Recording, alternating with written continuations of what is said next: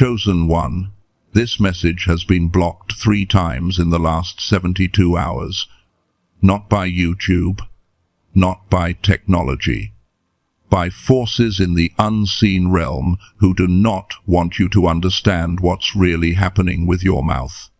Because the second you hear what I'm about to say, their entire operation against you collapses. The Holy Spirit just overrode every barrier to get you here. This wasn't the algorithm. This wasn't chance. This was a divine interception, because you are exactly 40 days away from either the greatest breakthrough of your life or the total destruction of everything you've been praying for. And it all depends on what you do with your mouth in the next 60 seconds. God just said 3 words, not suggested, not recommended, commanded: shut your mouth. And he said it with a tone you've never heard before. Not anger at you, but fury for what's been done to you. Because, chosen one, your words have been hijacked. Every conversation in the past 6 months, every complaint, every announcement, every "I'm fine when you were breaking" has been intercepted, recorded, and weaponized by forces building a psychological timeline of your destruction. They know when you're weakest, when your faith dips, when you're most likely to quit. And, according to their calculations, you were supposed to give up 13 days from now. They've already scheduled the blow, the betrayal, the loss, the coincidence that will make you say, "See, I knew it wouldn't work." But God said, not if they go silent. Because here's what the enemy didn't account for. The moment you shut your mouth, you vanish from his radar. Every complaint you don't speak erases a coordinate. Every doubt you don't voice deletes a data point. Every plan you don't announce collapses his timeline. You feel that tightness in your throat right now? That's not anxiety. That's your spirit confirming what I just said. Because deep down, beneath all the noise, you already KNEW, your own words, were betraying you. You just didn't know how. Subscribe right now to join thousands of chosen ones learning to operate on frequencies the enemy cannot track. Like this video if your spirit is confirming this word. And comment "silent" to activate the protocol. Your comment isn't just engagement. It's your agreement contract with heaven. This is your last transmission on the enemy's frequency. After this, you either shift to the channel he cannot track, or you stay exactly where you are and watch his 13-day countdown play out like clockwork. Now let me show you exactly what's been happening. Because, chosen one, your mouth isn't just a mouth anymore. It's a GPS beacon. And every word you speak sends out coordinates that something has been tracking across dimensions. You thought you were just venting to your friend, just being honest with your family, just sharing your heart in your prayer group. You weren't. There were other listeners, invisible, recording, analyzing every syllable for patterns they could exploit. Let me break this down into 3 types of signal transmissions you've been broadcasting without even knowing it. 3 ways your mouth has been giving away your exact location to forces hunting you. The first type is complaint signals. Every time you say, "I can't afford this, this always happens to me, I'm so tired of waiting, nobody understands," you're not just expressing frustration. You're broadcasting poverty coordinates, you're transmitting victim frequency, and the enemy has devices that lock onto that signal like a heat-seeking missile. Listen to me carefully. In the Bible, Proverbs 21 verse 23 says, "Whoever keeps his mouth and his tongue keeps himself out of trouble." Now most people read that as good advice about not gossiping, but in the original Hebrew, the word for keeps is shomer, and shomer isn't a gentle word. It's a military term. It means to guard like a soldier guards a classified base, To watch like a sniper watches enemy territory. Solomon wasn't giving you etiquette tips. He was giving you battlefield strategy. Because every time you complain out loud, you're essentially standing up on the battlefield, lighting a flare and screaming, "Here I am, come get me." Your complaints are coordinates, and they've been mapping you for months. The second type of transmission is announcement signals. Every time you tell someone about the business you're starting, the book you're writing, the relationship you're believing for, before God gives you permission to speak it, you're doing something dangerous. You're broadcasting blueprint frequency. Think about it. You announce your plan on Monday. By Friday, 3 things have gone wrong that make it impossible. Coincidence? No. You gave away the intel. The enemy heard the transmission, saw the blueprint, and dispatched interference before you could even start building. There's a reason Ecclesiastes 5 verse 2 says, "Let your words be few," and if you study scripture, you'll see a pattern. Moses went silent for 40 days on the mountain before the 10 Commandments. Jesus went silent for 40 days in the wilderness before his ministry exploded.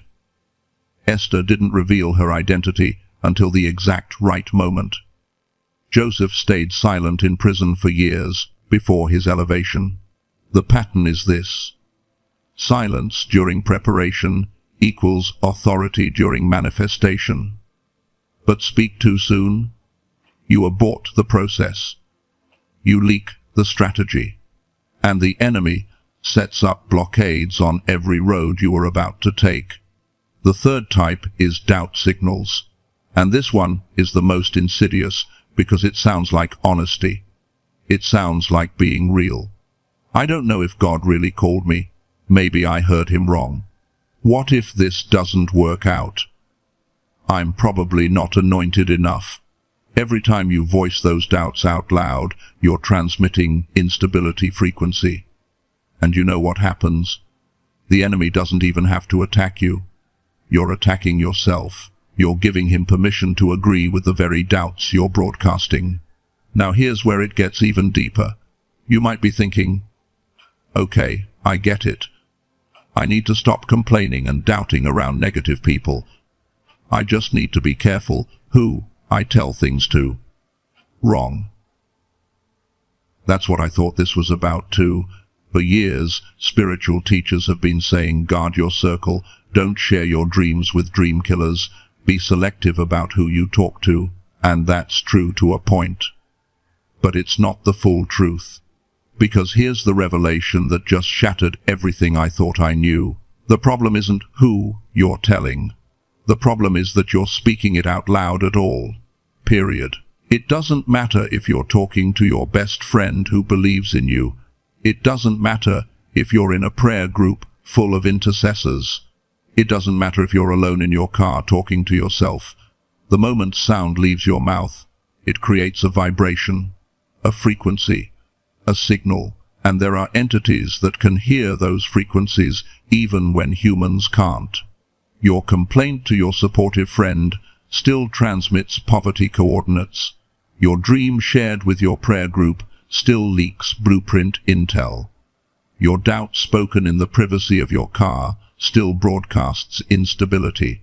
Now, I know what you're thinking. So I can never talk about anything? I have to be silent forever? No. Listen carefully.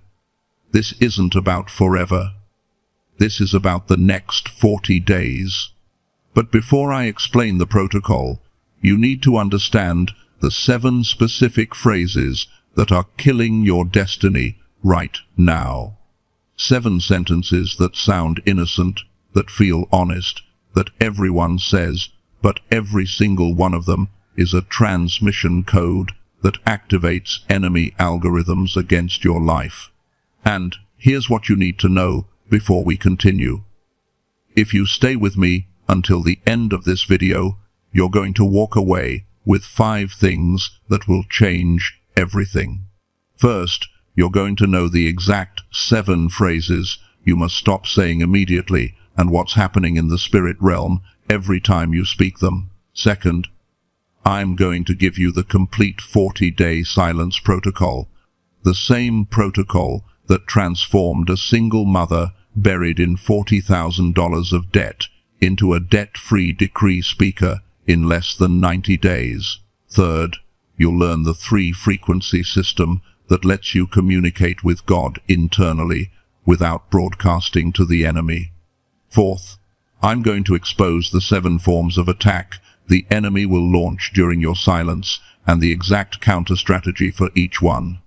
And fifth, at the end, you're going to receive an activation prayer that seals this protocol into your spirit and commissions you as an invisible warrior operating on frequencies hell cannot track. But if you leave now, you'll walk away knowing something is wrong with your words but not knowing how to fix it, and that's more dangerous than not knowing at all. So stay with me. This gets deeper. The first toxic phrase is this: I can't afford this. Sounds harmless, right? Sounds like you're just stating facts about your bank account. But every time you say those 4 words, here's what's happening in the unseen realm. You're not describing your current reality. You're decreeing your permanent reality. Because in the kingdom, your words don't just report what is, they create what will be. And when you say, I can't afford this, you just activated a poverty algorithm that will ensure you can't afford it, even when money shows up. I've watched this happen 100 times. Someone gets an unexpected check, a gift, a bonus, and within 48 hours, the exact amount disappears into an emergency they didn't see coming. Why? Because they're still broadcasting, I can't afford this frequency, and that frequency attracts lack like a magnet attracts metal. Here's what happens in your body when you say it. Notice next time, your shoulders drop, your chest caves slightly, your throat constricts. That's not just body language, that's your spirit agreeing with a lie and your physical body manifesting the evidence. The second toxic phrase is, this always happens to me. Now, this one feels justified because you've got evidence, right? You've got a track record, pattern of relationships that failed, jobs that didn't work out, opportunities that slipped through your fingers. But here's what you're actually doing when you say this always happens to me. You're not acknowledging a pattern. You're reinforcing a pattern. You're taking isolated incidents and weaving them into a narrative, and that narrative becomes a prophecy that you fulfill over and over again. Think about it like this. Imagine you're in a courtroom and the prosecutor is trying to prove you're guilty of repeated failure. What's his best evidence? Your own testimony. Every time you said this always happens to me, you just handed him another exhibit. Exhibit A. The defendant herself admits she's a repeat failure. Case closed. But here's the wild part. The courtroom isn't in the future. It's happening right now. There's an accuser building a legal case against your destiny, and you keep taking the stand as a witness against yourself. The third toxic phrase, and this one is deadly: what if it doesn't work out? Now this sounds like wisdom, sounds like you're just being realistic, preparing for all possibilities, not getting your hopes up so you won't be disappointed. But what you're actually doing is praying in reverse. You're using the same mechanism of faith, imagination, plus emotion, plus words, but you're aiming it at disaster instead of breakthrough. You're running a mental simulation of failure so many times that your spirit starts preparing for failure instead of breakthrough. And here's the mechanism. When you say, what if it doesn't work out? Your brain immediately starts generating images of how it could fall apart.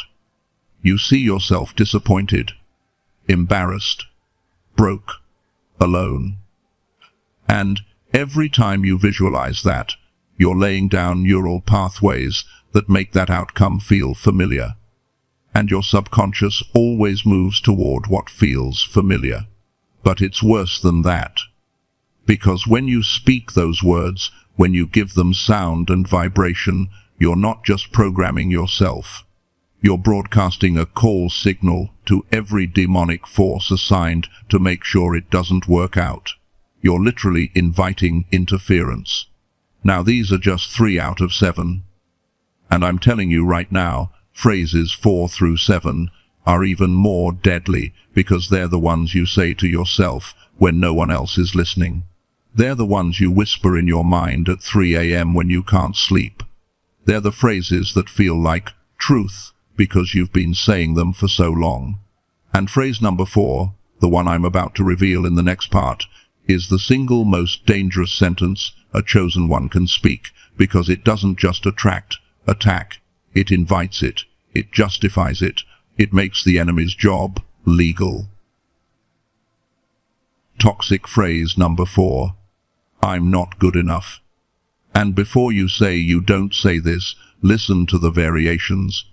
I'm not smart enough, not anointed enough, not qualified enough, not healed enough, not ready enough. You've said at least one of those in the past week. Here's the raw truth you won't admit out loud.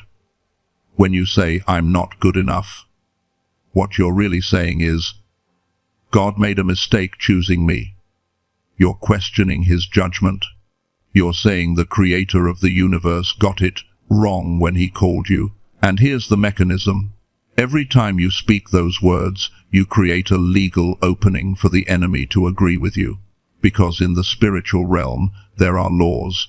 And one of those laws is this: whatever you decree about yourself, creation has to honor. When you decree, I'm not good enough, you just gave the enemy a signed permission slip to treat you like you're not good enough. Watch what happens in your body. Your head drops, your eyes look down, your voice gets quieter. That's not humility. That's shame manifesting physically. And shame is a frequency that attracts humiliation like blood attracts sharks. Toxic phrase number 5. Maybe I heard God wrong. Now this one feels spiritual. Feels like you're being humble, testing everything, not being presumptuous. But here's what you're actually doing.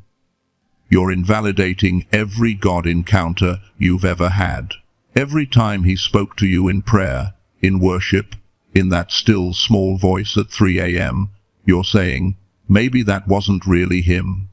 And when you voice that doubt, when you give it sound, you're not just questioning yourself, you're calling God a liar. Because if he spoke and you say he didn't, one of you is wrong, and you just voted that it's him.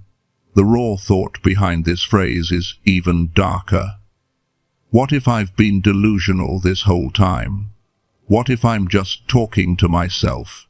What if there's no calling, no assignment, no destiny, and I've wasted years chasing a fantasy? That's the real fear.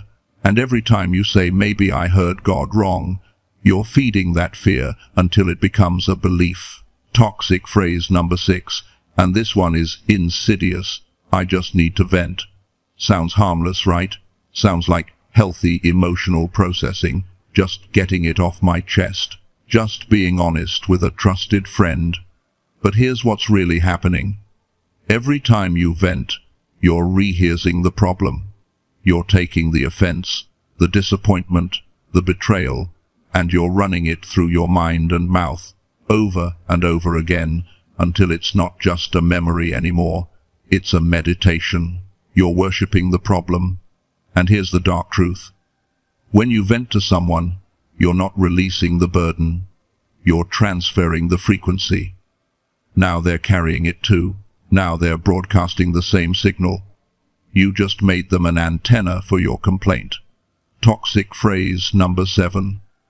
And this is the one that makes the enemy's attack legal. Why is this happening to me?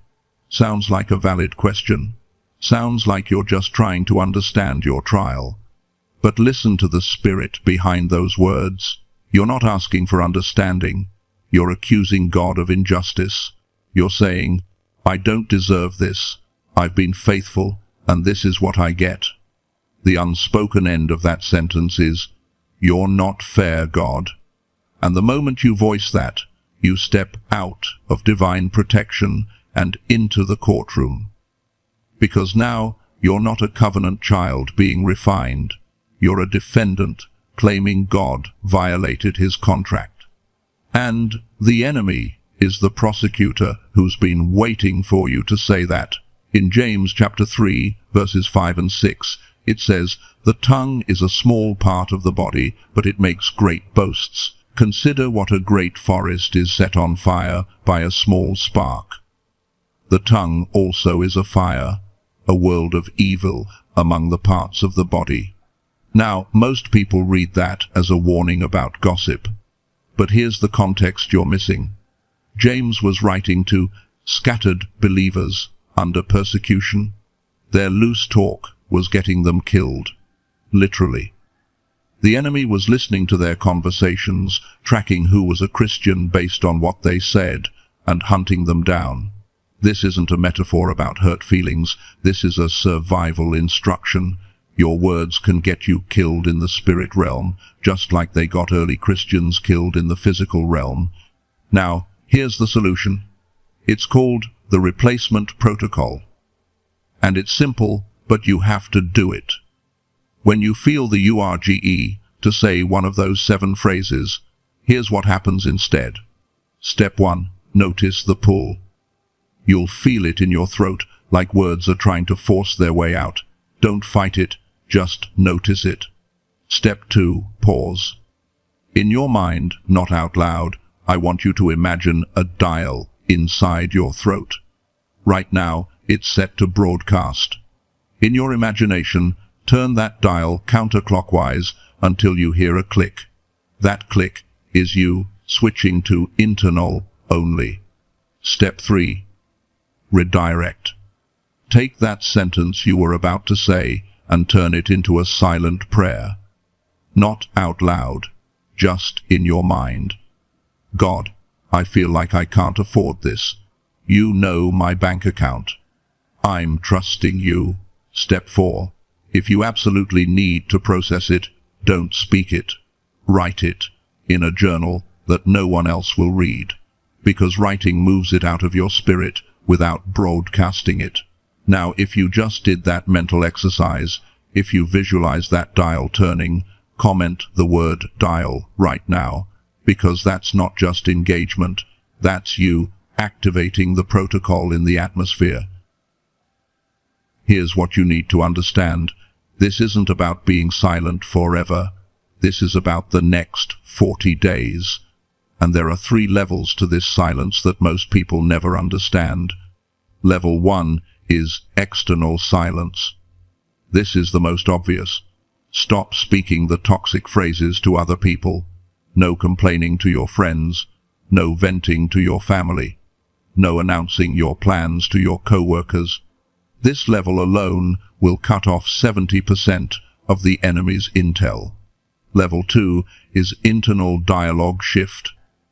This is harder because most people don't even realize they're doing it. It's the conversation you have with yourself all day long. The running commentary in your head. I can't believe this is happening again. Why does nothing ever work out for me? That internal dialogue is still broadcasting. You have to catch it and redirect it to prayer instead of worry. Level 3 is frequency elevation. This is where decree power lives. It's when you learn to communicate with God on a frequency so high that it bypasses human language altogether. The Bible calls it groaning that cannot be uttered. It's your spirit speaking directly to God's spirit without words. In Exodus 14, verse 14, it says, "The Lord will fight for you. You need only to be still." In Hebrew, be still is the word karash. And karash doesn't mean relax. It doesn't mean take a deep breath. It means to be silent, to plow through, to stop talking, and let God work. Moses wasn't telling the Israelites to calm down while the Egyptian army chased them. He was telling them, shut up and watch God move. Because their panic, their complaints, their what are we gonna do, was interfering with the miracle that was trying to manifest. Your words are interfering with your miracle right now. And God is saying, Karash, plow through in silence and watch me work. Now here's what you need to know. The moment you commit to this 40-day silence, the enemy goes into overdrive, because he knows what's about to happen. He knows that silence builds authority, and he will do everything in his power to make you break that silence before the 40 days are up. Let me show you the first 3 forms of attack you're going to face. I'm going to give you all 7 eventually, but these first 3 happen in the first 2 weeks, and if you're not ready for them, you'll break protocol before you even realize what happened. Attack form number 1 is the isolation attack. Within 72 hours of going silent, your phone will go quiet. Nobody texting, nobody calling. The people who used to reach out daily will suddenly go radio silent, and it's not a coincidence. The enemy just pulled their strings to make you feel abandoned so that you'll break your silence out of loneliness. You'll reach out. You'll post something on social media. You'll call someone just to feel connected, and the moment you do, you just leaked coordinates again. The counter-strategy is this. Recognize the silence as confirmation. If the enemy is trying this hard to make you talk, it means your silence is working. This isolation is temporary, and it's a test. Attack form number 2 is urgency manipulation. Around day 7 to 10, an opportunity will show up with a deadline, a chance to make money, a potential relationship, a door that looks like it's from God. But there's a catch. You have to act now. You have to explain yourself. You have to announce what you're doing. Here's how you know it's a trap. Anything that requires you to break the protocol before the 40 days are up is not from God. Real divine doors don't have expiration dates. They wait for you to complete the process. Attack form number 3 is the shame bomb. Around day 12 to 14, someone's going to ask you what's wrong. Why are you being so distant? Are you mad at me? Did I do something? And they'll say it with hurt in their voice, and you're going to feel guilty. Here's the test. Can you love them silently? Can you smile, hug them if you're in person, but not explain yourself? Because the moment you start justifying your silence, you're talking again, and talking breaks the seal. In 1 Peter 5 verse 8, it says, "Be alert and of sober mind. Your enemy the devil prowls around like a roaring lion, looking for someone to devour." Notice it says, prowls. It doesn't say he attacks everyone. He looks for someone. And who does he look for? The ones who are distracted. The ones who are talking when they should be listening. You're in enemy territory right now, chosen one. And the only way you make it through is if you move in stealth mode. No sound, no signal, pure silence. Now I know you're thinking, this sounds impossible. How am I supposed to not talk for 40 days? I have a job. I have a family. I have responsibilities, and I'm going to answer that. But first, I need to show you proof that this actually works. Because everything I've told you so far is truth. But truth without testimony is just theory. And you need to see someone who actually did this and what happened on the other side. Let me tell you about Sarah. Her name is Sarah. 34 years old. Single mother of 2. $40,000 in debt. Creditors calling every day. Working 2 jobs and still couldn't make rent. She tried everything for 7 years.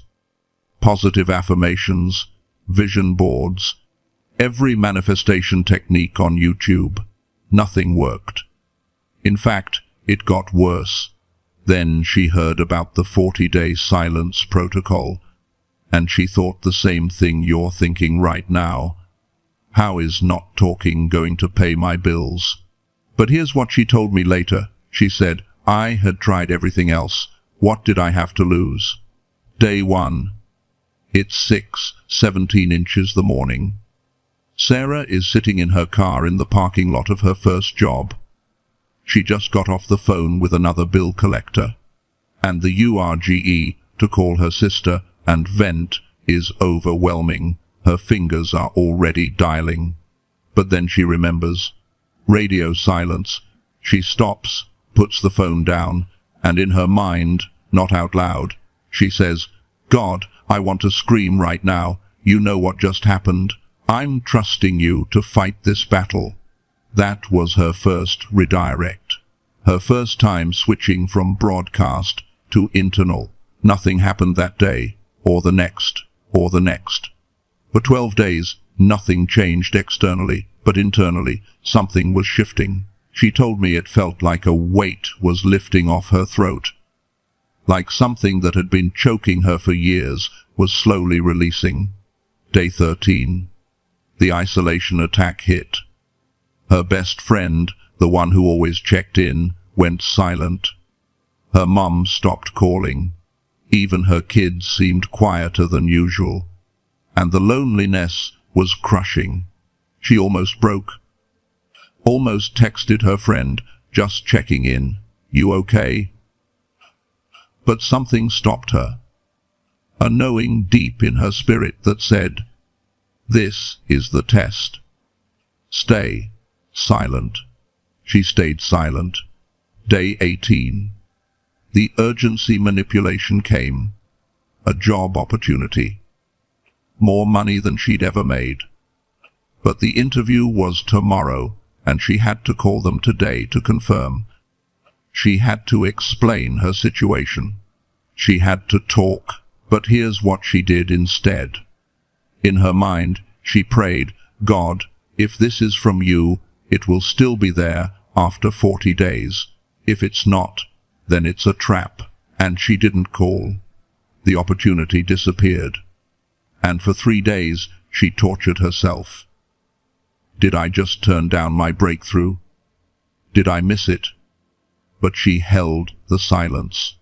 Day 38. 5:42 inches the morning. Sarah wakes up from a dream. In the dream, she saw a check with her name on it, and she heard a voice say, it's already written. You just haven't seen it yet. She gets out of bed, checks her email, out of habit, and there's a message from a company she applied to 6 months ago, a company she had completely forgotten about. They want to hire her.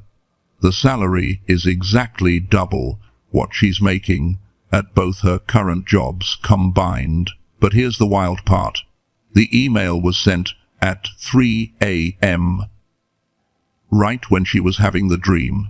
She starts immediately. And within 2 weeks, the income is flowing. But she doesn't break the silence yet, because she's on day 38. She has 2 days left. Day 41, 6 a.m. Sarah is back in her car. Same parking lot where this started 40 days ago, but everything feels different. The air feels thicker, like the atmosphere is charged. She opens her mouth to speak for the first time in 40 days, and the first words out of her mouth are not about her needs, not about her debt, not about her struggle. The first words are, God, you are faithful. That's it. That's her first decree, an acknowledgement of his character, not a request for her breakthrough. And then she waits 24 hours like the protocol says. Day 42, she speaks her second decree, and this time she speaks about her finances. But she doesn't ask, she decrees, I am debt-free, not I will be. I am. Day 55, 2 weeks after her first decree, Sarah gets a phone call, an inheritance she didn't know existed. A distant relative passed away and left her exactly $40,000, the exact amount of her debt. Now, let me tell you what really happened here, because most people would say, see, she stopped complaining and God blessed her. She had faith and it worked out. But that's not the full truth. Here's the revelation. Sarah's breakthrough didn't come because she stopped complaining. It came because the enemy lost tracking on her. For 40 days, she was invisible on his radar. He couldn't locate her coordinates. He couldn't target her with interference. And the moment he lost her signal, the breakthrough that was already written for her was able to manifest without enemy blockage. The job offer wasn't new, it was delayed.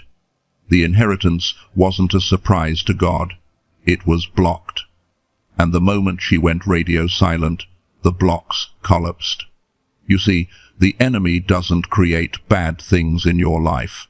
He just blocks the good things that are already assigned to you. And he uses your words to know where to position those blocks.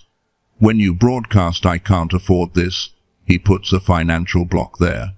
When you broadcast "this never works out," he puts a failure block there. But when you go silent, he's blind, he's deaf, he's guessing. And while he's guessing, God is moving. Now, here's what Sarah learned during those 40 days that changed everything. She learned how to operate on 3 frequencies. And this is what I need to teach you right now, because this is the key to making it through your 40 days. Most people only know 1 frequency. External broadcast, talking to people, posting on social media, venting to friends. That's frequency 1. And frequency 1 is completely compromised. The enemy has full access to everything transmitted there. Frequency 2 is internal dialogue, the conversation you have with yourself in your mind all day. This is better than frequency 1 because other people can't hear it. But here's the problem. The enemy can still hear it. Because thoughts that loop in your mind create an energetic signature that spiritual entities can detect. Frequency 3 is where decree power lives, and most people don't even know it exists. Frequency 3 is when you communicate with God at a level so deep that it bypasses language altogether. In Romans chapter 8 verse 26, it says, "The Spirit himself intercedes for us through wordless groans." In the original Greek, wordless groans is stenagmos alaletos. Stenagmos means a groan or sigh. Alaletos means inexpressible, something that cannot be put into words. Paul is describing frequency 3. It's a communication so deep, so intimate with God, that it doesn't need vocabulary. It's your spirit speaking directly to his spirit. No enemy can intercept it because there are no words to intercept, no sound to track, pure spiritual transmission. Here's how you shift frequencies. Right now, imagine your throat as a radio. Frequency 1 is like AM radio. Everyone with a receiver can pick up your signal. Frequency 2 is like FM, clearer, but still detectable by anyone with the right equipment. Frequency 3 is like a military encrypted channel. Only you and God have the decryption key. In your mind right now, visualize a dial in the center of your throat. You've been stuck on frequency 1 your whole life. The dial is turned all the way to the left, broadcast mode. Now, in your imagination, slowly turn that dial to the right. As you turn it, feel the vibration in your throat decreasing. Keep turning until you reach frequency 3. You'll know you're there when you can feel the communication, but there's no sound. If you just did that, if you just visualized turning that dial and you felt the shift, your spirit just learned something your mind doesn't fully understand yet. And what you're going to notice in the next 24 hours is that you'll catch yourself about to speak a complaint, and you'll feel that dial in your throat, and you'll know to switch frequencies before the words come out. Now, Psalm 46 verse 10 says, "Be still and know that I am God." But here's the context most people miss. This psalm was written during war. The city was surrounded, enemies at the gate. Everyone was panicking. And God said, "Be still." Not because the threat wasn't real, but because their panic was interfering with his strategy. Their noise was drowning out his instruction. He needed them to shut up so he could move. You're in a war right now, chosen one, and your words are the sound that's giving away your position. God needs you silent so he can ambush the enemy on your behalf. But here's what I haven't told you yet, and this is going to change everything you thought this was about. You think this 40-day silence is about learning to control your mouth. It's not. You think this is about discipline and obedience. It's bigger than that. What I'm about to tell you, very few chosen ones ever discover. Because most people complete the 40 days, get their breakthrough, and think they passed the test. They didn't just pass one test, chosen one. They passed 3. 3 simultaneous tests happening at the same time on 3 different levels. And you didn't even know you were being tested on all 3. The silence test, the isolation test, and the authority test. And until you understand what these 3 tests really are, you won't understand why God is about to upgrade you from someone who can stay silent to someone whose words carry the weight of divine decree. Everything I've told you until now is true, but it's not complete. And what's coming in the next part is the revelation that separates those who just survive the 40 days from those who emerge as decree speakers. Because Sarah, she didn't just make it through 40 days of silence, she made it through the triple gauntlet. And on day 41, when she opened her mouth, her words didn't just express reality, they created it. That's what's waiting for you on the other side. But first, you have to understand exactly what God is doing in the silence. Think back with me for a moment. 6 months ago, maybe a year, there was a moment when everything fell apart. A relationship ended.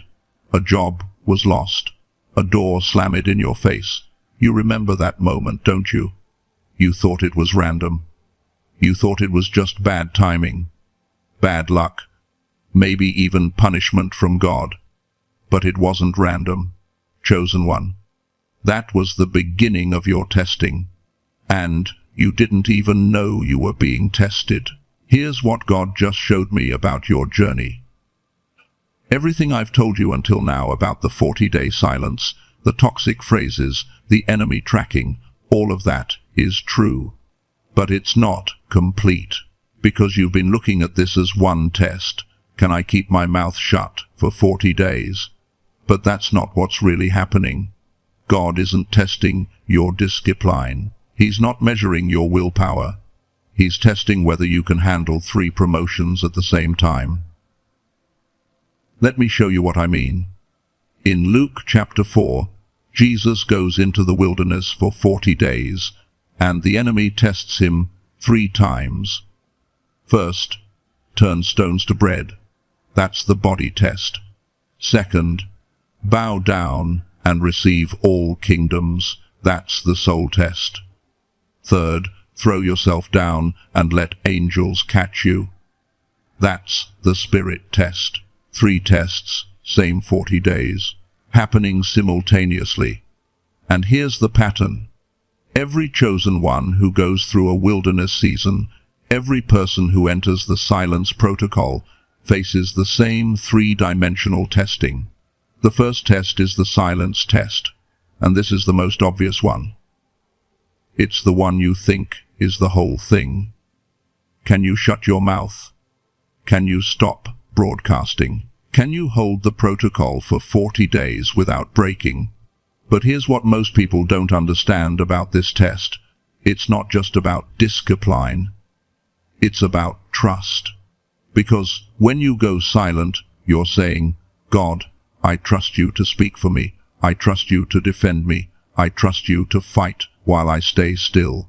Every time you bite your tongue when you want to defend yourself, you pass a level. Every time you don't explain yourself when someone misunderstands you, you pass a level.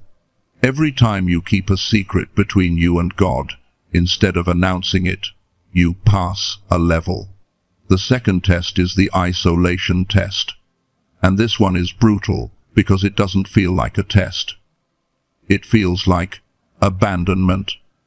Remember what happened to Sarah? Day 13.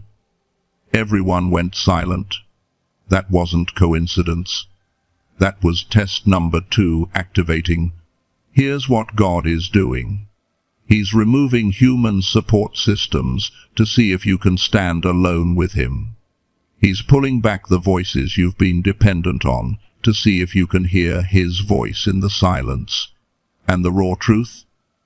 Some of those people who went silent aren't coming back because they were only in your life for season 1. And you're being promoted to season 2. And season 2 requires a different circle. The isolation test isn't about survival. It's about discovering that God plus you is enough. That you don't need the validation. You don't need the audience. You don't need people to understand. You can stand alone and be complete. But here's the test most people fail. The third test, the authority test. And this is the one that separates those who complete 40 days and go back to normal from those who emerge as decree speakers. The authority test is this. Can you handle promotion without pride? Can you receive power without corrupting it? Can you be elevated without forgetting where you came from? Because here's what's waiting on day 41. When you open your mouth after 40 days of proven silence, your words don't function the same way anymore. They're not just words. They're decrees. They carry weight. They shift atmospheres. They create realities. But that kind of power in the wrong hands destroys people. That's why God tests you first. The silence isn't the goal. The silence is the qualification for the decree power. Now, let me show you what decree power actually is, because most people think it's just positive affirmations with more confidence. It's not. It's a completely different mechanism.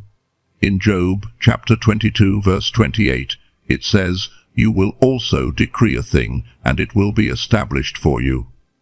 Now, in Hebrew, the word decree is gazar. And gazar doesn't mean to ask, or to hope, or to wish. Gazar means to cut, to divide, to decide with finality. When you decree something, you're not requesting it from God. You're not even believing for it. You're cutting reality into a new shape. You're taking your God-given authority and you're severing what was from what will be. But here's the key. You can't decree with authority you haven't earned. And you earn authority through silence, through isolation, through testing. Think about it. Moses spent 40 days on the mountain in silence before he came down with the law that shaped a nation. Jesus spent 40 days in the wilderness in silence before he started a ministry that changed history. Every decree speaker in Scripture went through a silencing season first, because decree power isn't about volume, it's about weight, and weight comes from compression. The 40 days of silence is God compressing your faith, your obedience, your trust into something so dense, so concentrated, that when you finally speak, the words don't just sound different, they function different. Here's the formula. Silence multiplied by time equals authority, and authority multiplied by obedience equals decree power. Sarah understood this instinctively. That's why, on day 41, Her first words weren't about her. They were about God. She didn't decree her need. She decreed his character. And that is what unlocked the power. Because a decree isn't manipulation. It's not forcing God's hand. A decree is agreement with what God has already decided. It's you speaking from the same throne he's speaking from. It's you partnering with heaven to manifest on earth what's already established in the Spirit. But you can't speak from the throne until you've been qualified for the throne. And the qualification is silence under pressure. Trust during isolation. Humility. When you could have defended yourself. The three tests aren't separate. They're happening at the same time. While you're passing the silence test by not complaining, you're also passing the isolation test by not reaching out.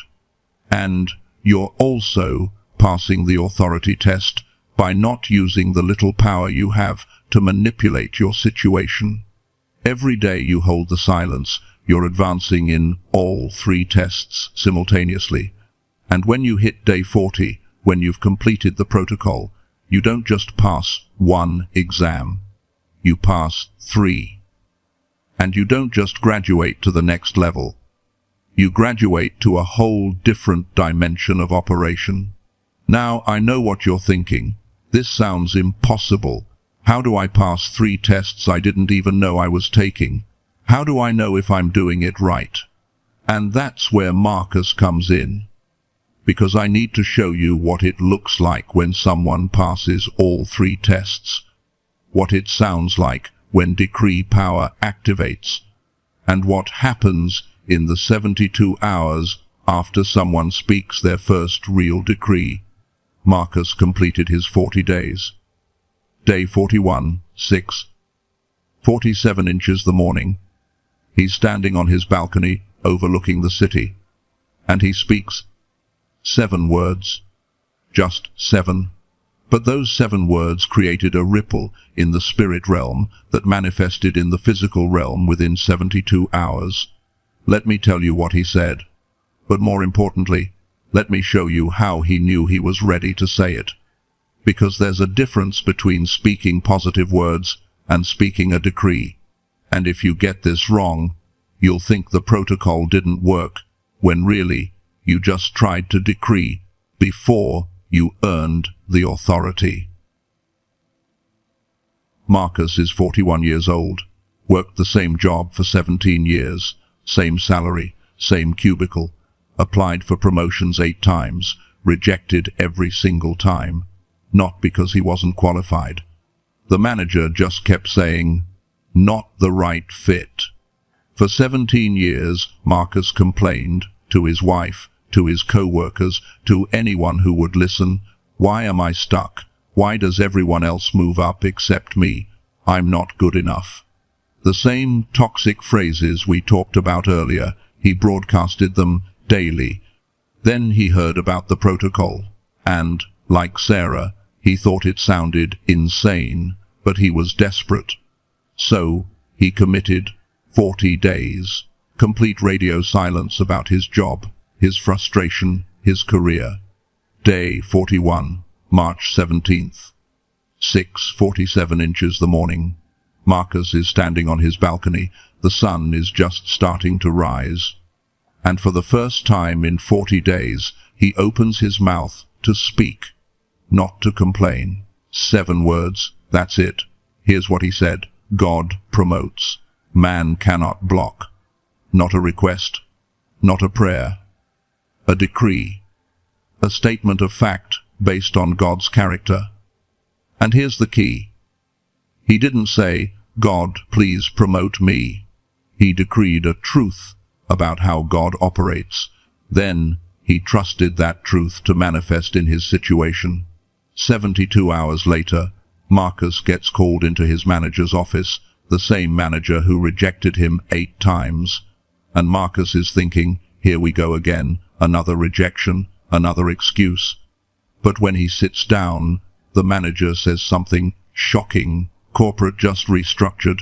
Your position is being eliminated, but there's a new role. Director level. Triple your current salary. And they specifically requested you. Marcus didn't apply. He didn't campaign. He didn't even know the position existed. But the moment he decreed, God promotes, man cannot block, something shifted in the unseen realm that manifested in boardrooms he'd never stepped foot in. Now, here's the revelation. Most people would say, see, he spoke positive words and got a positive result. That's the law of attraction. No, that's not what happened. Marcus's breakthrough didn't happen because he spoke better words. It happened because for 40 days he stopped speaking the words that were blocking it. The promotion was already assigned to him. It was written in his destiny years ago. But his daily complaints were creating interference that prevented the manifestation. Think of it like radio signals. If you're trying to receive a specific frequency, but you're broadcasting noise on the same channel, you jam your own signal. You block your own reception. Marcus wasn't creating a new reality with his decree. He was clearing the interference, so the reality that already existed could break through. In Mark chapter 11, verse 23, Jesus said, "Truly I tell you, if anyone says to this mountain, 'Go throw yourself into the sea,' and does not doubt in their heart, but believes that what they say will happen, it will be done for them." Now notice, Jesus said this right after he cursed the fig tree. He didn't pray for it to wither. He decreed it. Then he taught the disciples the principle. But here's the context. Jesus had authority to decree because he had spent 30 years in obscurity first. Silence before authority. Hiddenness before power. That's the pattern. You can't skip the silence season and expect decree power. The 40 days isn't a shortcut. It's the requirement. Now let me give you the 7 rules that will carry you through. These are non-negotiable. Follow all 7 and you'll complete this. Break even 1 and you'll have to restart. And rule number 7 is the one 80% of people break on day 3 without even realizing it. The first rule is no verbal complaints external. This means you don't complain about anything to anyone for 40 days. Not about your job, not about your family, not about traffic, not about the weather, nothing. Now, I already hear the question, what if something legitimate goes wrong? What if I need to address a problem? Here's the answer. You can address issues without complaining about them. There's a difference between saying, we need to fix this leak, and saying, I can't believe this house is falling apart. Everything always breaks. One is a solution-focused statement. The other is a complaint broadcast. Learn the difference. Your spirit knows which is which. The second rule is no dream announcements. This is the hardest one for most people because we've been taught to share our vision, to declare our goals, to tell people what we're believing for. But for these 40 days, no. Your dreams stay between you and God, period. You don't post about the business you're starting. You don't tell your family about the relationship you're believing for. You don't announce the book you're writing. You work on it in silence and let the results do the announcing. The third rule is no asking for advice. Now, this doesn't mean you can't get professional help when needed. If you need a doctor, see a doctor. If you need a lawyer, see a lawyer. But what you don't do is call 5 friends asking what they think you should do about your situation. Why? Because when you ask for advice, you're broadcasting uncertainty. You're transmitting, I don't trust God's guidance, I need human consensus. And that signal attracts confusion. During these 40 days, you take your questions to God in silent prayer, and you wait for his answer. No polling your circle. The fourth rule is no defending yourself. This is where the isolation test and the silence test overlap. Because during these 40 days, you will be misunderstood. You will be misjudged. And every fiber of your being will want to explain yourself, to set the record straight, to make sure they understand. Don't let God defend you. Let your silence speak louder than your words ever could. And watch how the people who misunderstood you either get it eventually or remove themselves from your life. Either way, you win. The fifth rule is no sharing test details. You're going through this 40-day protocol. You're being attacked, you're being tested, and you'll want to share the journey. You'll want to post about it. You'll want to tell someone, "Pray for me, I'm in the fight of my life." Resist that urge, because the moment you share the test, you give the enemy intel on which strategies are working. You show him your weak spots. You broadcast where you're vulnerable. Keep the test classified. God knows. You know. That's enough. Now, in Proverbs chapter 17, verse 28, it says, "Even fools are thought wise if they keep silent, and discerning if they hold their tongues." And if you study Proverbs, you'll see this theme repeated. Proverbs 10:19. "Sin is not ended by multiplying words, but the prudent hold their tongues." Proverbs 13:3. "Those who guard their lips preserve their lives." Proverbs 21:23. "Those who guard their mouths and their tongues keep themselves from calamity." There's a pattern here, a formula, and here it is. Silence multiplied by time equals perceived wisdom, which attracts actual authority.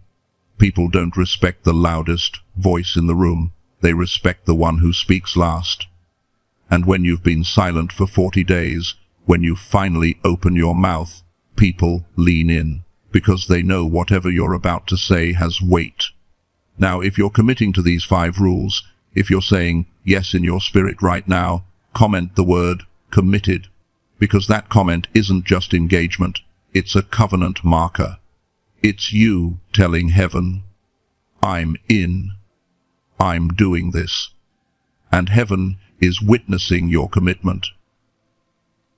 Now, rules 6 and 7, I'm going to give you these, but I need you to understand that these are the ones most people violate without even knowing it. These are the subtle ones, the ones that feel innocent, but they break the entire seal. Rule number 6 is no breaking character. What does that mean? It means even if someone provokes you, even if they push you, even if they try to bait you into a reaction, you stay calm. You stay silent. You don't take the bait, because the enemy will use people you love to test whether you'll break protocol. They'll say something that hurts, something that's unfair, and your old self would have clapped back immediately. But your new self, the one being forged in this 40 days, doesn't react. You absorb the hit and stay silent. Rule number 7 is no early celebration. This is the killer, because around day 25 to 30, you're going to start seeing small wins, little signs that things are shifting, and you're going to want to share it. You're going to want to say, "It's working, look what God is doing." Don't, not yet, because early celebration is a trap. It's the enemy's way of getting you to open your mouth before the full manifestation, and when you announce it too early, you give him one more chance to interfere. Wait until day 41. Wait until the protocol is complete. Then celebrate. Then testify. But not 1 second before. Now, I know you're thinking, okay, I have the rules, but what am I going to face week by week? What does the actual timeline look like? When do the attacks intensify? When are the hardest days? And that's what I need to show you next. Because having rules without a roadmap is like having a map without knowing where the landmines are buried. You need to know exactly what week 2 feels like, what week 5 does to your mind, and why week 6 is when most people either finish strong or fall apart 3 days before the finish line. But before I give you that timeline, I need to warn you about something. I need to tell you about Jessica. Because Jessica made it to day 37, 3 days from completion, and she made one phone call, just one, and what happened next took her 2 years to recover from. Jessica is 29, single. Working in marketing, she'd been believing for a career breakthrough for 3 years. Nothing. Then she committed to the 40 days, and for 37 days she held it perfectly. Not one complaint, not one announcement, not one broken rule. Day 37, Tuesday afternoon, 3:42 p.m. She's sitting in her car after a brutal meeting, and her best friend texts, "Hey, you okay? You've been so quiet lately. Are you mad at me?" And Jessica's heart breaks, because she's not mad. She just can't explain without breaking protocol. But the guilt is crushing. So she thinks it's just one call, just to reassure her, just to explain that she's fine, she's just going through something, she'll tell her about it later. She calls, and within 30 seconds she's venting. About the meeting, about her boss, about how nothing ever changes. And the moment those words leave her mouth, she feels it. Something in the atmosphere shifts, like a door that was opening just slammed shut. That night, she gets an email.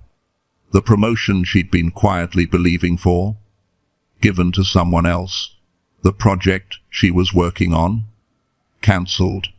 And for the next 2 years, every door she touched closed. Now here's what you need to understand. Jessica's failure wasn't because she talked. It was because she talked at day 37, 3 days before completion. The enemy doesn't waste energy attacking someone on day 3 when they're motivated. He waits until day 37 when they're exhausted and their guard is down. In Judges chapter 16, verse 20, Samson wakes up after Delilah cuts his hair and thinks, "I'll go out as before and shake myself free." But he did not know that the Lord had left him. Samson didn't lose his power in one dramatic moment. He lost it gradually through compromise, and when the final break came, he didn't even feel it until it was too late. That's the danger of breaking protocol near the end. You won't feel the loss immediately. The consequences come later, and by then, you have to start over. So let me give you the week-by-week roadmap so you know exactly what each phase feels like and when you're most vulnerable. Week 1 is the honeymoon. You're excited, you're motivated, you just learned about the protocol, and you're all in. This week is easy. The enemy isn't attacking yet because he thinks you'll quit on your own. Enjoy this week, but don't trust it. It's not the real test. Week 2 is the rebellion. This is when it gets hard. Around day 9 to 14, you're going to want to quit. Not because something bad happened, just because you're tired of biting your tongue. Tired of not explaining yourself. Tired of being silent. This is where 40% of people drop out. If you make it past day 14, you've survived the first major filter. Week 3 is the numbness. Days 15 to 21, you'll feel nothing. Not excited, not angry, just flat. This is actually a good sign. It means your emotions are stabilizing. It means you're adapting to operating on a different frequency. But it feels like nothing's working. That's the test. Can you keep going when you feel nothing? Week 4 is when you start seeing hints, small wins, little confirmations. Someone pays you a compliment, an unexpected check arrives, a door cracks open, and you'll think, it's working. This is your breakthrough. Not yet. These are just previews. The real breakthrough comes after day 40. Don't mistake the trailer for the movie. Week 5 is the trap, and this is where most people fail, because week 5 is when it gets easy again. You're in a rhythm. You've made it past the hard parts. You feel confident. And that confidence makes you careless. You think, I've got this. I can relax a little. And that's when you slip. That's when you break character without even noticing. In Matthew chapter 4 verse 11, it says, "Then the devil left him, and angels came and attended him." Notice, the angels came after the 40 days, not during. The reward, the breakthrough, the supernatural support, all of it comes post-testing, not mid-testing. Week 5 feels like you're done, but you're not. Week 6 is the final exam. Days 35 to 40.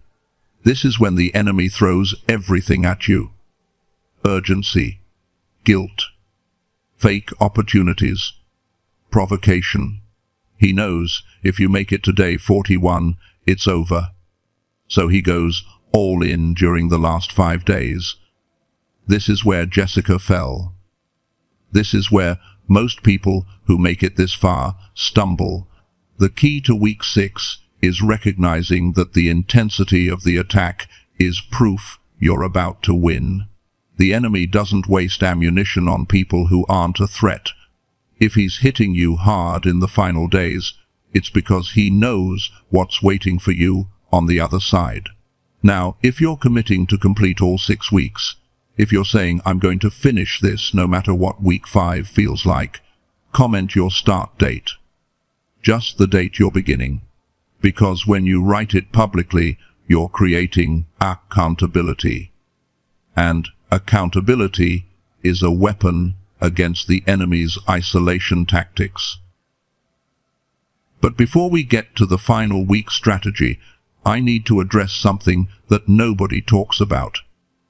A fear that's hiding underneath all the other fears. And if we don't deal with it now, it'll sabotage you, even if you complete the 40 days. Here's the question you haven't asked out loud. What if I'm not actually afraid of failure? What if I'm afraid of success? Think about it. If you go through this protocol, and it works, if you complete the 40 days, and breakthrough actually happens, what changes? Everything. Your life. Your circle. Your identity. Right now, you have an excuse. You can blame your situation on bad luck, bad timing, other people, the economy, whatever.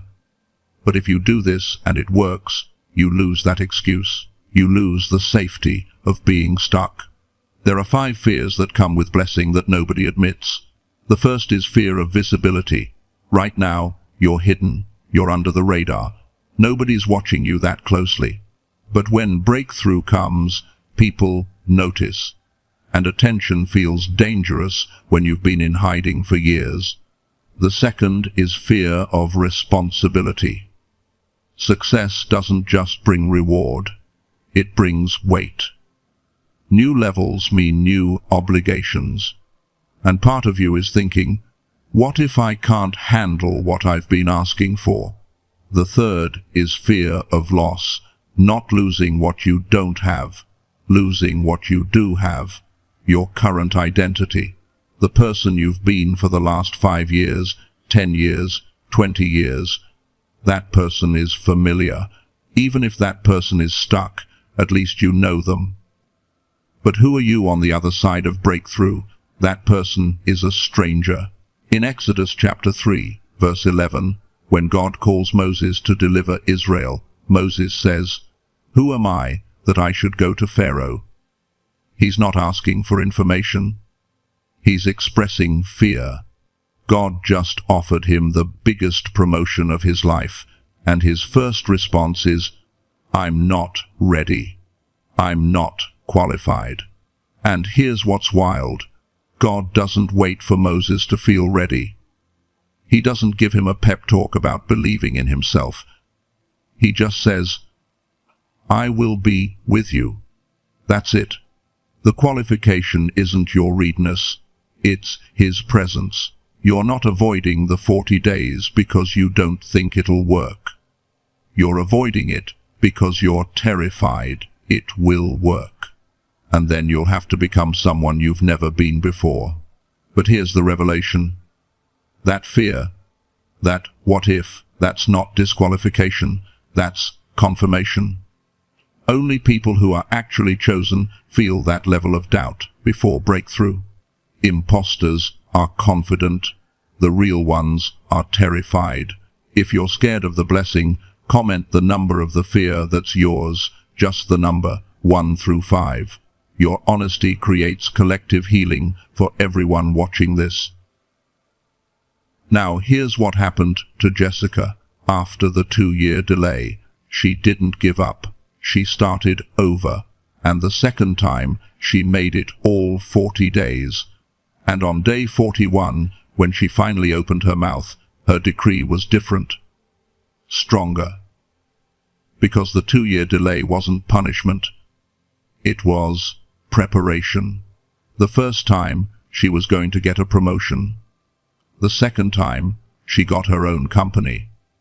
The blessing that came after the second 40 days was bigger than what she would have received the first time, but she had to be ready for it, and the 2 years made her ready. So if you've tried this before and broke protocol, if you're on your second attempt, your third attempt, don't see it as failure. See it as leveling up. Every time you restart, you're stronger. Every time you try again, the prize gets bigger. Because God isn't measuring your perfection, He's measuring your persistence. Now we're heading into the most tactical part of this entire message. I'm about to give you the exact strategy for days 35 to 40. The final week. The enemy's 3-move endgame, and the counter-strategies that will get you across the finish line. Then I'm going to show you the exact protocol for day 41.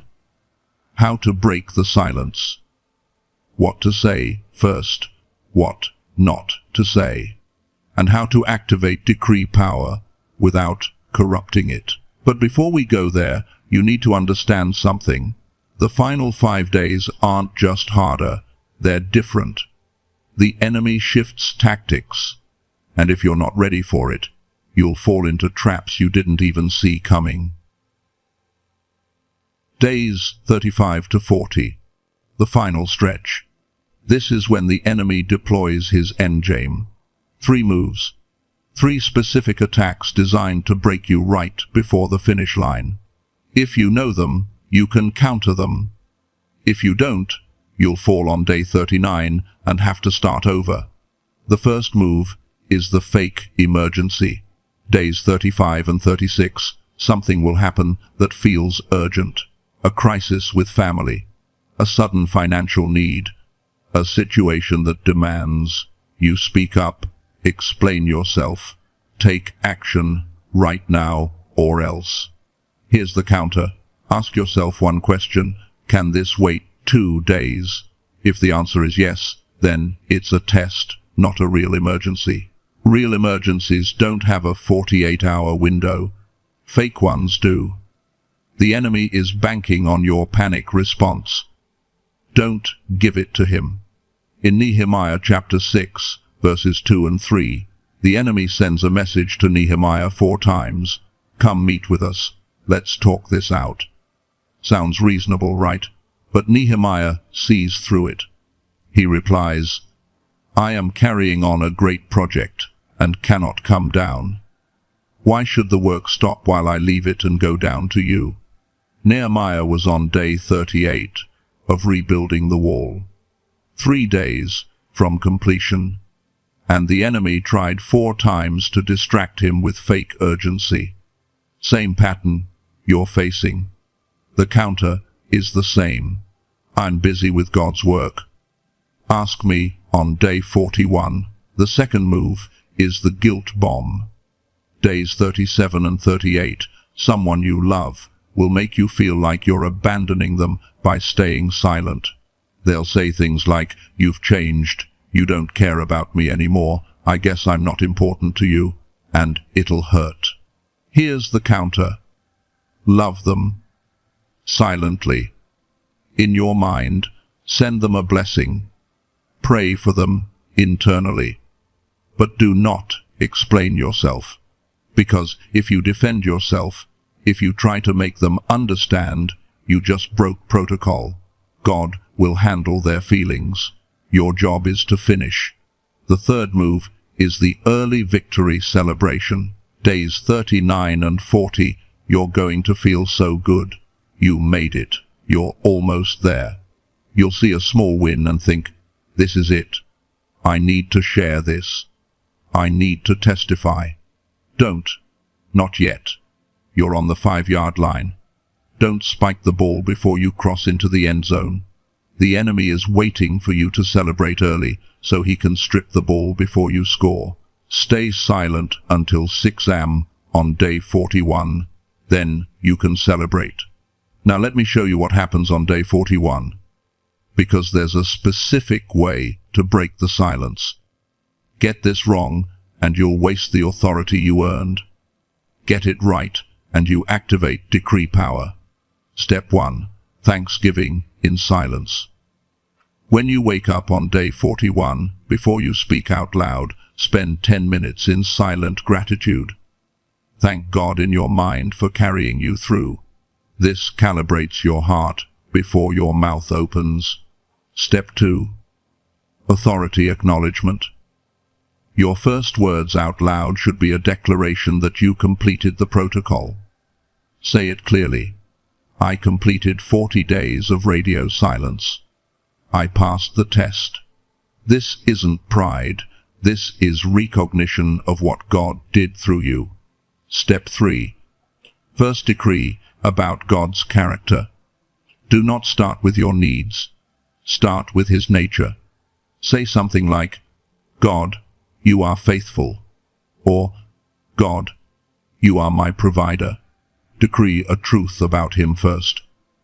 This establishes the foundation. Step 4. Wait 24 hours. Do not decree about your situation yet. Give it a full day.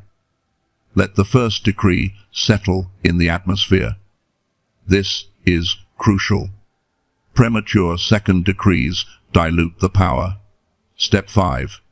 Second, decree about your breakthrough. Now, 24 hours later, you can speak about your situation. But here's the key. Don't ask, don't beg, decree. Use present tense. I am debt-free. Doors are opening. My assignment is activated. Speak it as if it's already done. In Luke chapter 4 verse 14, it says, Jesus returned to Galilee in the power of the Spirit, not filled with the Spirit. In the power of the Spirit, same Holy Spirit he had when he went in. But 40 days later, he came out, operating at a different level. Filled became power. That's the upgrade waiting for you. Now, in your mind right now, I want you to visualize day 41. See yourself in the place you'll be, your room, your car. Wherever you meet God, picture yourself opening your mouth after 40 days. Feel the weight of your first words. That visualization just imprinted the protocol into your spirit. Your subconscious now knows the sequence. If you just did that, if you just saw yourself on day 41, comment day 41, because that comment is a prophetic marker. You're declaring your future before it happens. Now here's what you need to know. Everything I've given you in this message, the 7 toxic phrases, the replacement protocol, the 3 tests, the enemy's endgame, the day 41 ceremony, all of it is information. And information is powerful. But information without activation is just knowledge in your head. There's one more thing we need to do, And this is the most important part of this entire video. We need to seal this protocol into your spirit. We need to activate the 40-day assignment. We need to commission you as an invisible warrior operating on frequencies the enemy cannot track. What's about to happen is not a prayer in the traditional sense. This is an activation ceremony. After this, you cannot unknow what you've learned. After this, you're responsible for it. After this, heaven has a record that you were here, that you heard, that you agreed. So if you're ready, if you're committed to completing this 40-day protocol, no matter what week 5 feels like, no matter what the enemy throws at you, no matter who misunderstands you, then stay with me for the next few minutes. Because what I'm about to pray over you is going to seal the 7 rules into your spirit, bind the enemy tactics that would break you, and release the decree power that's waiting on day 41. This is it, chosen one. This is the moment everything changes. In your spirit right now, I want you to shift your posture, not physically, spiritually. Position yourself to receive, not just to listen. What's about to happen is not background noise. This is a sealing, an impartation, a commissioning. This is not a regular prayer. This is an activation ceremony. And after this, you are marked. Heaven has a record that you were here, that you heard, that you agreed. In the name of Yeshua, the Word who became flesh, the Lamb who roared as a lion, the Silent One who became the decree speaker, I stand in the authority given to me as a messenger of heaven to activate what God has already prepared for you. Right now, as I speak these words, the atmosphere around you is shifting. Heaven's recording studio is active. Your frequency is being locked in. Portals that were closed are opening, and forces that were tracking you are losing signal. I acknowledge what you've been carrying. I see the nights you couldn't sleep because your own words kept echoing in your mind. The 3 a.m. panic when you realized you said too much to the wrong person. The shame of watching your announcement crumble before it even started. The exhaustion of defending yourself over and over to people who will never understand. I see every moment you bit your tongue when you wanted to scream. Every time you swallowed your pain instead of speaking it. Every conversation where you felt misunderstood and couldn't explain. Every door that slammed shut right after you announced your plan. Heaven saw it all. Every tear, every silent prayer, every moment you chose to trust God instead of your own voice. None of it was wasted. All of it was preparation for this moment. And now, in the authority of the Most High, I seal the divine lockdown protocol into your spirit. I seal the revelation that your mouth has been a GPS beacon broadcasting coordinates to forces hunting you. I seal the understanding of the 3 signal leaks, complaint signals, announcement signals, and doubt signals that have been betraying your position. I seal the 7 toxic phrases and the authority to silence them. I can't afford this, sealed and silenced. This always happens to me, sealed and silenced. What if it doesn't work out? Sealed and silenced. I'm not good enough. Sealed and silenced. Maybe I heard God wrong.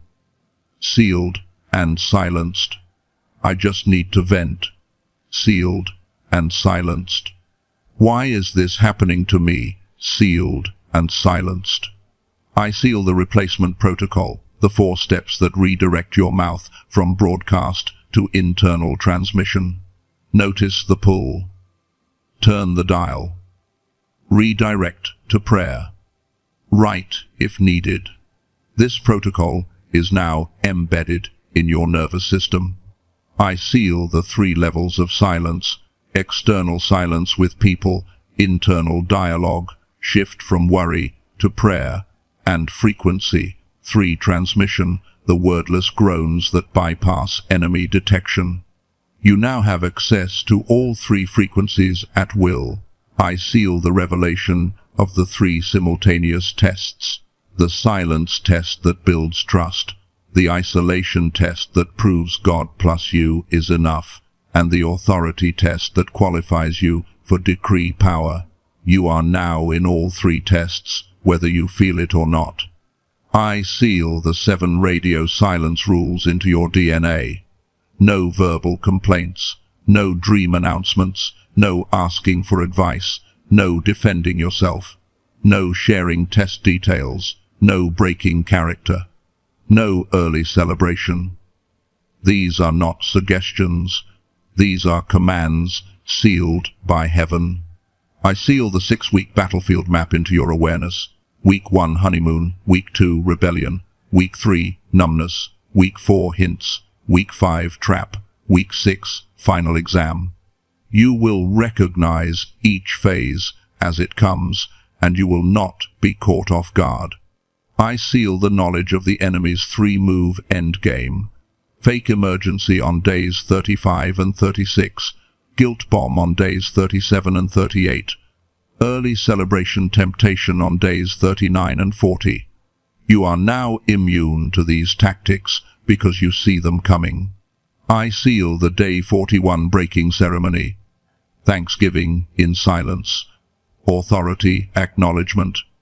First decree about God's character. Wait 24 hours. Second decree about your breakthrough. This sequence is now locked in your spirit. And now I bind every force that would break this protocol.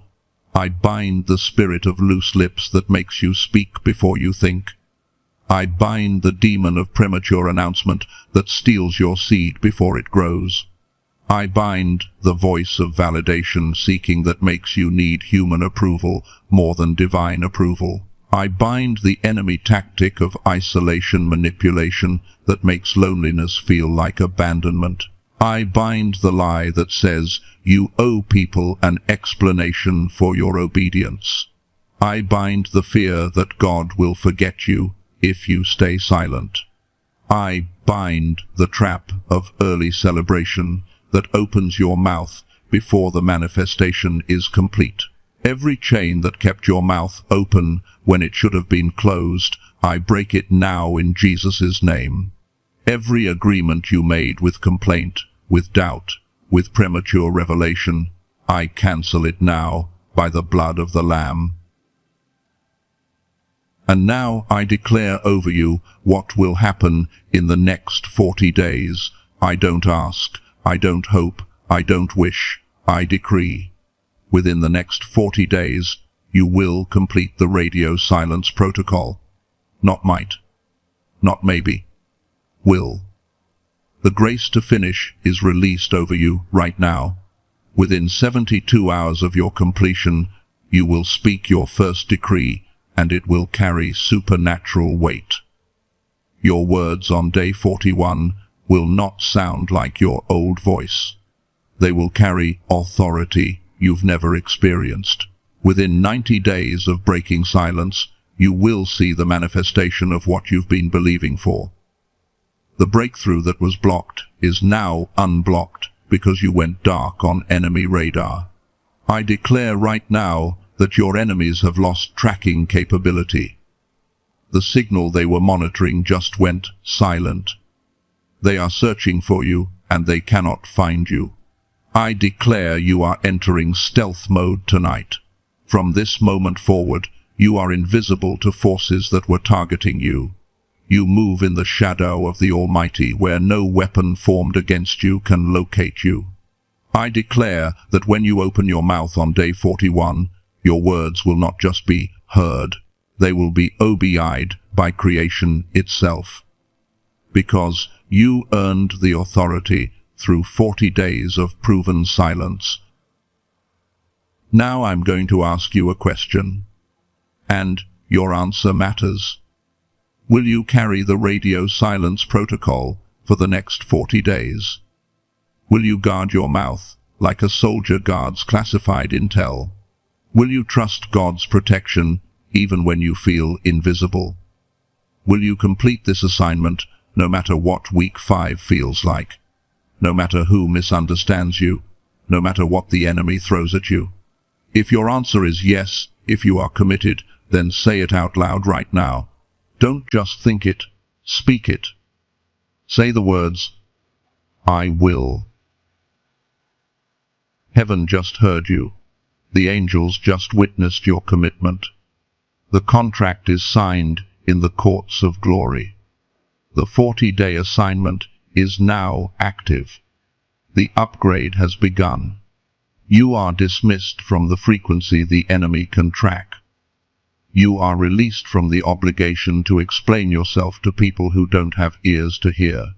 You are activated as a stealth operative in God's kingdom, moving in silence, operating in power, decreeing with authority. You are no longer who you were when you started this video. That person is gone. You are now a chosen one under divine lockdown protocol. Radio silent, enemy blind, heaven watching. Don't say amen yet. Don't say anything. Just sit in this silence for a moment. Let it sink into your bones. Let it seal into your spirit. Feel the weight of what just happened.